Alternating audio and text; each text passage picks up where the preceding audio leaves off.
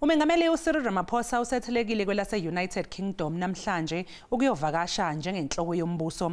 Ukuvakasha kwakhe kuzothuthukisa ukuhwebelana phakathi kwalamazwe womabili. Ungumholi wokuqala ukuthola isimemo eNdlunkulu yase-Buckingham kusukela kwagcotshwa iNgonyama yamaNgisi uCharles wesithathu. Ukuzwa kabanzi ngalolu daba sixhumana nomhleli weindaba zombusazwe eSABC uMzwandile ekhona eUnited Kingdom.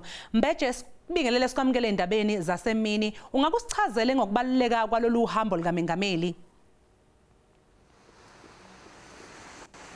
Sikubingelele kakhulu uxolo, sibingelele nabalaleli nebala uhambo lolu olubaluleke kakhulu njengoba usushilo nje uMongameli Ramaphosa uMongameli wokuqala ukumele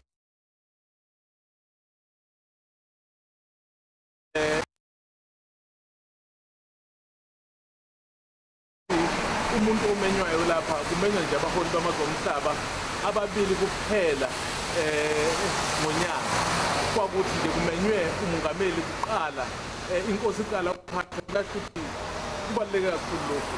Into abazoyenza ke bazoqinisa ukuxhama ukuxhumana bekhuluma nangento eziningi. Uyazi ukuthi ngegesi ke ukuthi yini engenziwa ukuqinisekisa ukuthi ke izwe laseNingizimu Afrika liyakwazi ukuthi liqhubekele phambili ikakhulukazi gesi kuwona othile njengoba wazi ukuthi ngalento kuthiwa i-just transition.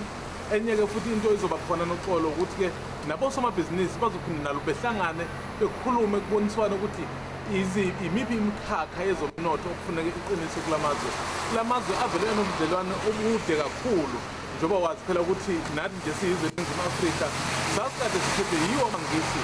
Yingakho sikhuluma isilungu ezweni lethu eNingizimu Afrika nezinto eziningi esizenzayo kanti nenkampani nje ngempela ezikhona eNingizimu Afrika ziningi ezisuka lapha eNgilandi.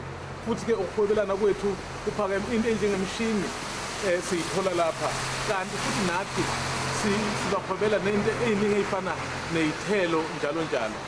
Into ke ezokwenzeka kuzothi uMongameli mangabe ke kusasa isehlangana ke nenkosi okuyiyona imemile bese ngempela ke kukhulunywa ukuthi kuzokwenziwani ebese kukhuluma ke futhi ke neParliament yoxolo. Lawo bekungumhleli weindaba zombusazwe eSABC uMzwandile mbukeli isixolisa kakhulu ngemfanekiso yethu ebe nokuphazamiseka.